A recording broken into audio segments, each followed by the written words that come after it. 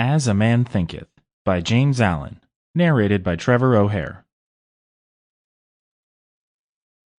Foreword. This little volume, the result of meditation and experience, is not intended as an exhaustive treatise on the much written upon subject of the power of thought. It is suggestive rather than explanatory, its object being to stimulate men and women to the discovery and perception of the truth that they themselves are makers of themselves.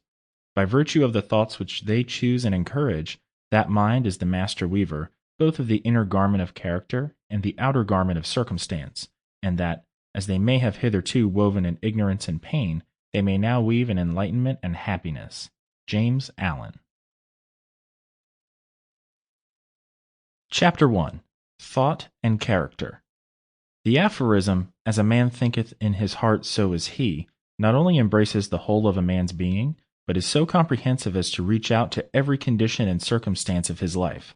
A man is literally what he thinks, his character being the complete sum of all his thoughts.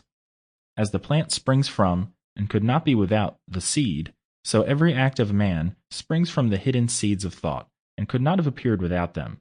This applies equally to those acts called spontaneous and unpremeditated, as to those which are deliberately executed. Act is the blossom of thought, and joy and suffering are its fruits. Thus does a man garner in the sweet and bitter fruitage of his own husbandry. Thought in the mind hath made us what we are. By thought we wrought and built. If a man's mind hath evil thoughts, pain comes on him, as comes the wheel the ox behind. If one endure in purity of thought, joy follows him as his own shadow, sure. Man is a growth by law, and not a creation by artifice, and cause and effect is as absolute and undeviating in the hidden realm of thought as in the world of visible and material things.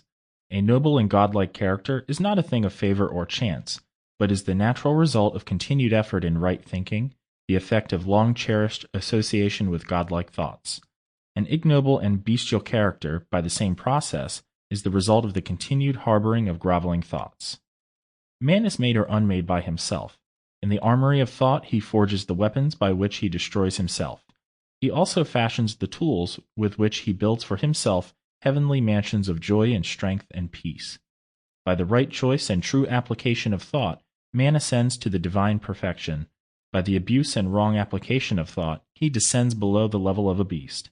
Between these two extremes are all the grades of character, and man is their marker and master. Of all the beautiful truths pertaining to the soul, which have been restored and brought to light in this age, none is more gladdening or fruitful of divine promise and confidence than this, that man is the master. Sample complete. Ready to continue?